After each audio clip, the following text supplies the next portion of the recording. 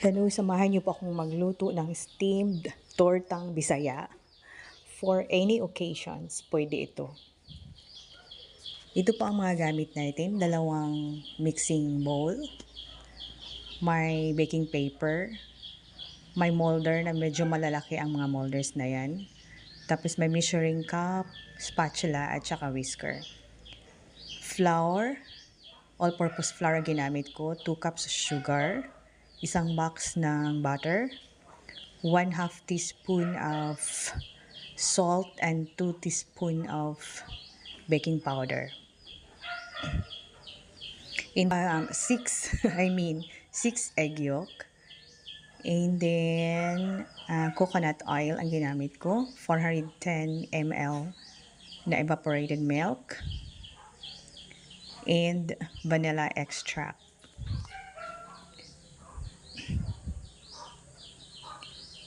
Yan po, 4 cups of all-purpose flour ginamit ko para medyo madami-dami at ma-share natin sa ating mga mahal sa buhay yung ating finished product. Minix ko na ang salt at ang tsaka baking powder sa ating flour. Then set aside na muna. Tapos ang ating butter at tsaka sugar isinabay kong i-whisk.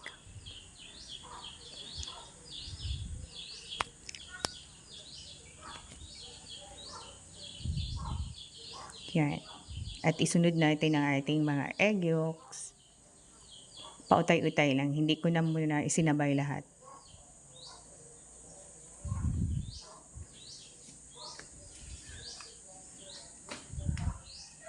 Another 2 egg yolks. And then the last 2.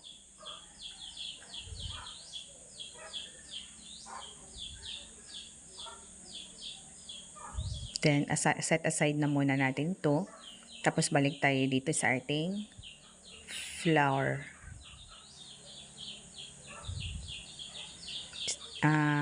Mix ko na ang ating coconut cooking oil sa ating flour.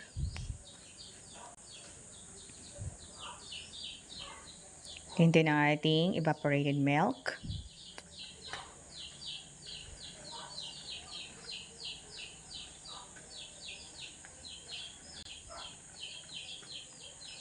Yan, nag-add pala ako ng another 1/2 cup of evaporated milk niyan.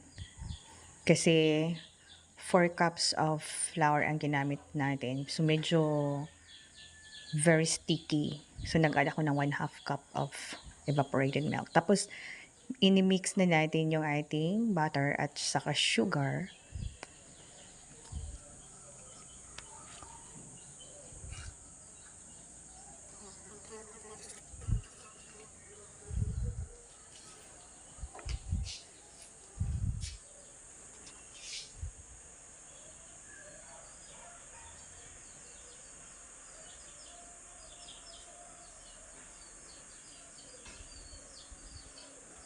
Yan, at saka vanilla extract.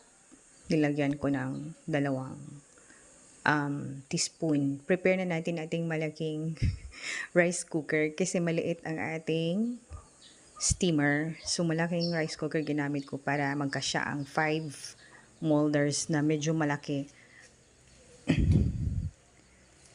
Hindi ko matansya kung ano ang measurement ng ating molder. Basta malalaki siya.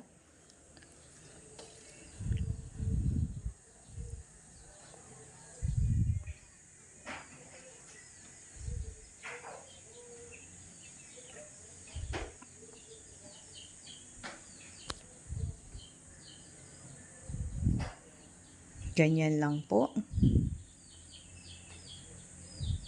And then 5 molders yung isabay natin na iluto.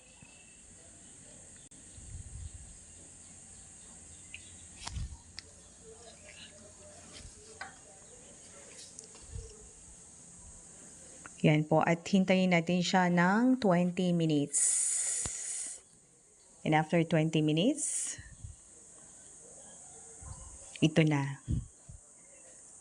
Luto na ang ating Bisayang torta.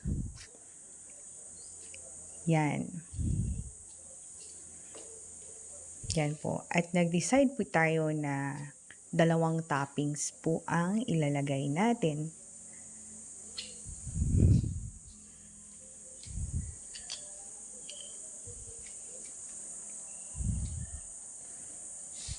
Yan, sugar topping.